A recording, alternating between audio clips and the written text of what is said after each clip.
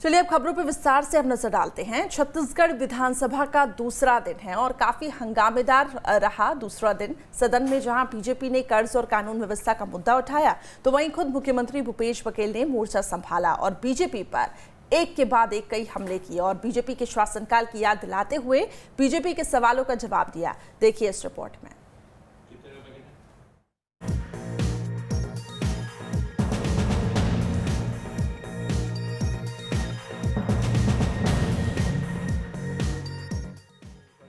छत्तीसगढ़ विधानसभा का बजट सत्र शुरू हो चुका है। बजट सत्र के दूसरे दिन मंगलवार को कानून व्यवस्था और कर्ज जैसे मुद्दों पर सत्ता पक्ष और विपक्ष के बीच तीखी नोकझोंक हुई। विपक्ष ने जहां सरकारी कर्ज के आंकड़ों पर सवाल उठाए, तो सत्ता पक्ष ने भी उसी अंदाज में विपक्ष पर पलटवार किया। माननीय अध्यक्ष जी, मैंने बहुत स्पष्ट प्रश्न किया था। आज ही 2 प्रश्न प्रिंट हुए हैं इसमें। मेरे प्रश्न में माननीय मुख्यमंत्री जी बोल रहे हैं 36,170 करोड़ रुपए का ऋण लिया गया, और माननीय नेता प्रतिपक्ष के प्रश्न में माननीय मुख्यमंत्री का जवाब है 41,239 करोड़ रुपए का ऋण लिया गया। ये प्रश्नों में उत्तर में अंतर आ रहा है। भाई 36,170 करोड़ का ऋण लिया है आपने कि 41,239 करोड़ का ऋण, दोनों इसी में प्रिंट है।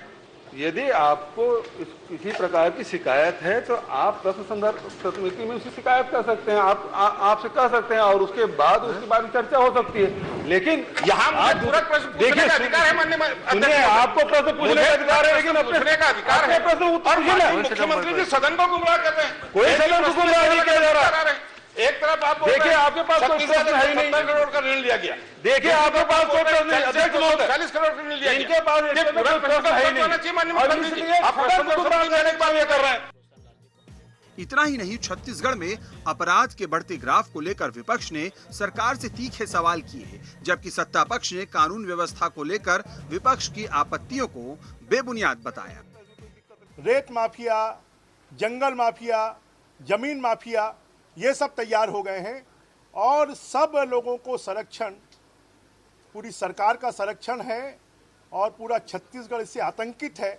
आम आदमी अपने आप को असुरक्षित महसूस कर रहा है और इस स्थगन प्रस्ताव पर आज ग्राह्यता पर चर्चा हो रही थी और ग्राह्यता पर चर्चा के समय अचानक इस प्रकार से स्थगित कर देना, ये सरकार की दुर्भावना है। ये सरकार सैया भय कोतवाल तो डर काहे का, पूरे सरकार के संरक्षण में छत्तीसगढ़ अपराध का गढ़ बन गया है। लगभग 30 घटनाक्रमों का एक साथ जोड़ के उन्होंने स्थगन दिया। उसमें लगभग 26 प्रकरणों में हम लोग अपराधी को गिरफ्तार कर चुके हैं और लगभग 3 प्रकरण है जिसमें गिरफ्तारी शेष है, एक आत्महत्या का है। पुलिस की जो जिम्मेदारी है, पुलिस का जो काम है, पुलिस की जो भूमिका है, उसको हम बखूबी कर रहे हैं और 24 घंटे से 3 दिन के अंदर सारे अपराधी गिरफ्तार हुए हैं। वो अपने 15 साल के कार्यकाल में बता दें कि अपराधी कितने समय में गिरफ्तार हुए हैं। ये हमारी पुलिस की संवेदनशीलता और सक्रियता का परिणाम है कि घटना हुआ 24 घंटे से 3 दिन में ये तमाम गिरफ्तारियां हुई हैं। सत्र के दूसरे दिन कानून व्यवस्था पर चर्चा की मांग को लेकर विपक्ष ने काम रोको प्रस्ताव रखा, लेकिन जब विपक्ष की मांग स्वीकार नहीं हुई तो शोर शराबा बढ़ने लगा। बढ़ते हंगामे के बीच आखिरकार सदन की कार्यवाही बुधवार सुबह 11 बजे तक के लिए स्थगित कर दी गई। अब नजरें अगली कार्यवाही पर होंगी और देखना होगा कि पक्ष विपक्ष के नोकझोंक के बीच जनता के मसलों पर कितनी चर्चा हो पाती है। रायपुर से आदित्य नामदेव के साथ टीम न्यूज़ स्टेट।